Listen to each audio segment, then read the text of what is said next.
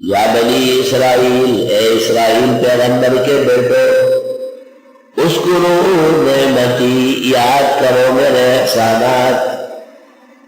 تفسیر بسیط میں واحدی نے لکھا ہے کہ یہاں اذکروا کے معنی ہے شکر کرو۔ الذی انعمت علیکم، وہ جو میں نے تم پر انعامات کیے، وَأَوْفُوا بِعَهْدِي أُوفِ بِعَهْدِكُمْ، پورا کرو میرے ساتھ عہد و پیمان۔ نبی آخر زمان پر ایمان لانے کا عہد و پیمان ہوا ہے۔ اوف بعہدکم، میں پورا کر دوں گا تمہارے ساتھ عہد و پیمان، نعمت جاری رہے گی۔ وَإِيَّايَ فَارْهَبُونِ، اور مجھ سے ہی ڈرا کرو۔ رہب یرہب کے معنی ہے ڈرنا۔ یدعوننا رغبا ورہبا، ہمیں ہی پکارتے تھے خوشی میں بھی اور ڈر کی حالت میں بھی۔ وَآمِنُوا بِمَا أَنزَلْتُ مُصَدِّقًا لِمَا مَعَكُمْ، اور ایمان لاؤ ان چیزوں پر جو ہم نے اتاری، مصدقہ ہے ان شرائع کا جو تمہارے پاس ہے۔ وَلَا تَكُونُوا أَوَّلَ كَافِرٍ بِهِ، مت بنو پہلے کفر کرنے والے اس کے، کیونکہ تم علماء ہو، تم آسمانی کتاب جانتے ہو، تمہارے کفر کو اور لوگ حجت سمجھیں گے۔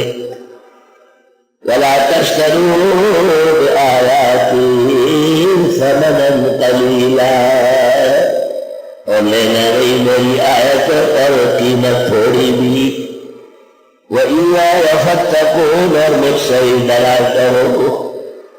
ویسے عام خوف خطر کو کہتے ہیں راحت، اسی سے راہب ہے، اور جب بہت ہی آداب کے ساتھ تو اس کو تقویٰ کہتے ہیں۔ وَإِيَّايَ فَاتَّقُونِ، بعض کہتے ہیں راحت سے شروع ہے اور تقویٰ پر خوف الہی مکمل ہو جاتا ہے۔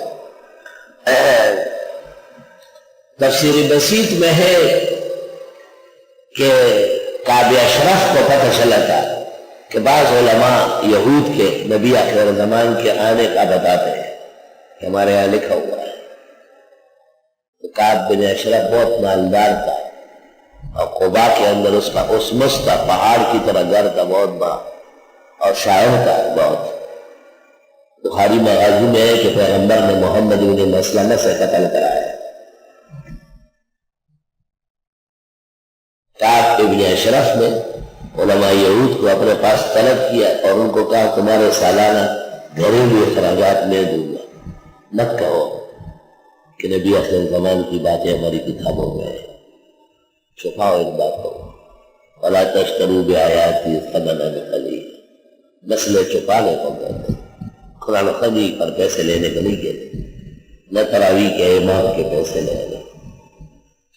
تفسیر روح المانی میں اس جگہ آلوسی بغدادی نے لکھا ہے کہ ممانعت کے تمام دلائل کمزور اور غلط لا تصح، وقد صحت الاخبار وتزاخرت اقوال العلماء على جواز ذلك، صحیح احادیث اور علماء کے اتفاق سے مطلق دین کے کاموں پر لینا دینا جائز ہے، مستحب ہے۔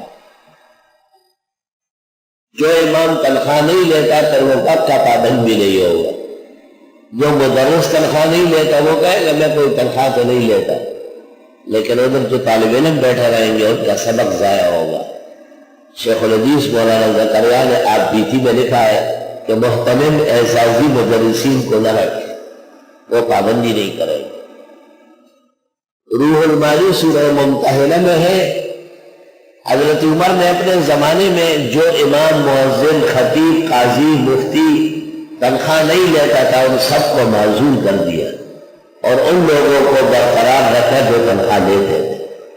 تنخواہ لینا زیادہ تقویٰ ہے، نہ لینے میں ریا ہے اور کبر ہے، اس لیے تنخواہ لینا چاہیے، تھوڑا ہو تقسیم کر لو، طلباء کو واپس دے دو، دستخط کر لو، لے لو۔